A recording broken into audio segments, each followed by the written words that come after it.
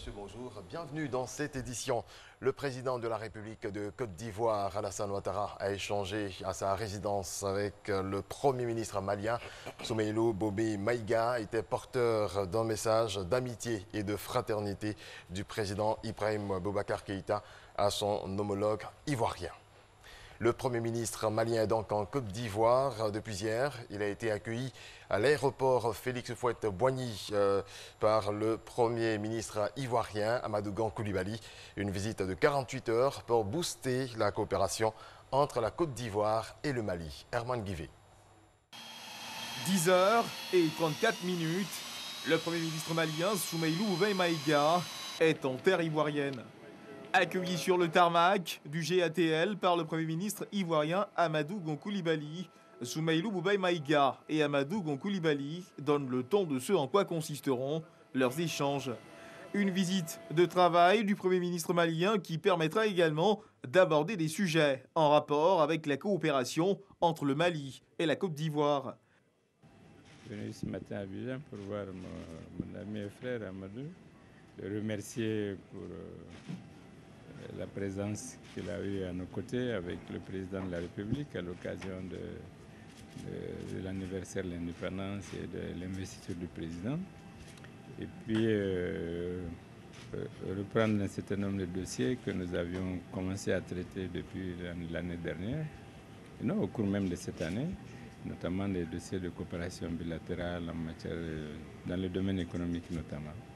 Et puis, bon, vous savez, tout cela traduit aussi la qualité des relations d'amitié et de fraternité qu'il y a entre nos deux pays, nos deux peuples et entre nos dirigeants, à commencer par nos deux présidents. Aujourd'hui, avec cette visite, nous donne l'occasion de continuer donc, de travailler sur la coopération qui unisse nos deux pays.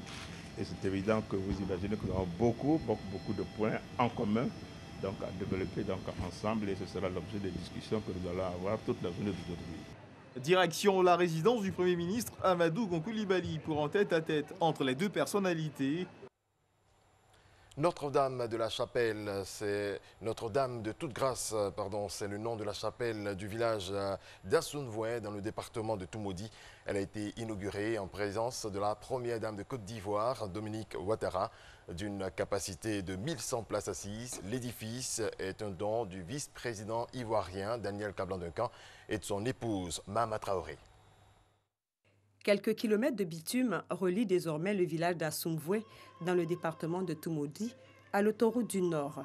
Une fois à l'entrée du village, un autre ouvrage attire l'attention. Il s'agit de la toute nouvelle chapelle Notre-Dame de toute grâce, un don du vice-président Daniel Kablan-Duncan et de son épouse Clarisse, native du village. La consécration du nouvel édifice religieux s'est faite en présence de la première dame de Côte d'Ivoire, Dominique Ouattara. Célébrant la messe de consécration, Monseigneur Alexis Touably a insisté sur le lien que chaque chrétien catholique devrait entretenir avec son Église. Je suis émerveillé devant l'éternelle jeunesse de l'Église, une jeunesse bimillénaire qui se renouvelle sans cesse et qui la maintient toujours jeune, toujours forte, toujours solide, toujours splendide. Ô Sainte Église, mon amour. Catholiques, aimez votre Église et soyez fiers d'être catholiques. La chapelle Notre-Dame de toute grâce d'Assoumvoué a une capacité de 1100 places assises. Sa construction a été initiée par la paroisse Saint-Michel de Toumoudi, une initiative à laquelle le couple Duncan n'est pas resté insensible. Comme le disait Mère Teresa, et je cite, « Ce qui compte, ce n'est pas ce que l'on donne, mais l'amour avec lequel on donne. Il faut faire de petites choses, mais avec un immense amour. » Fin de citation. C'est un peu de ce que mon épouse Clarisse et moi avons voulu essayer de faire pour traduire à travers cet édifice notre humble reconnaissance pour tous les bienfaits de Dieu. Notre vœu le plus ardent est que s'accomplisse pour ce village et les autres villages ici représentés au-delà cette promesse figurant dans le livre de l'Exode où Dieu dit Ils me feront un sanctuaire et j'habiterai au milieu d'eux. La chapelle d'Assoumvoué comprend également un presbytère et une grotte mariale inaugurée par la première dame Dominique Ouattara. Elle invite les fidèles catholiques du village à prendre soin de l'édifice. Nous venons d'assister à la consécration et la bénédiction donc, de la chapelle d'Assoumvoué qui est devenue maintenant église. Et ça, c'était une très belle nouvelle. Je voudrais donc les remercier pour leur accueil très chaleureux et remercier surtout Monsieur le vice-président et son épouse, Clarisse Duncan, qui ont offert ce joyau architectural à la population d'Assoumvoué. Et leur dire que vraiment, je sais qu'ils en prendront grand soin. Et c'était magnifique, c'était une très belle cérémonie et c'était très sympathique.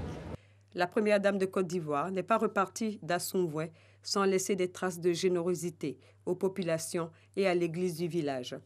Elle a offert du matériel agricole, des dons en vivres et en espèces pour un coût global de 51 millions de nos francs. Autre bonne nouvelle, l'engagement pris, séance tenante, par Monseigneur Alexis Touably, d'ériger la chapelle en une paroisse, chose qu'il promet de matérialiser dans les meilleurs délais par la nomination d'un prêtre. C'est un commentaire de Habiba Dambélé. Un mot d'économie à présent avant de refermer la porte de cette édition. Passer de la volonté à l'acte dans le financement des PME, c'est la vision de la 3e édition de La Finance s'engage, une plateforme de rencontre des acteurs de la finance en Côte d'Ivoire.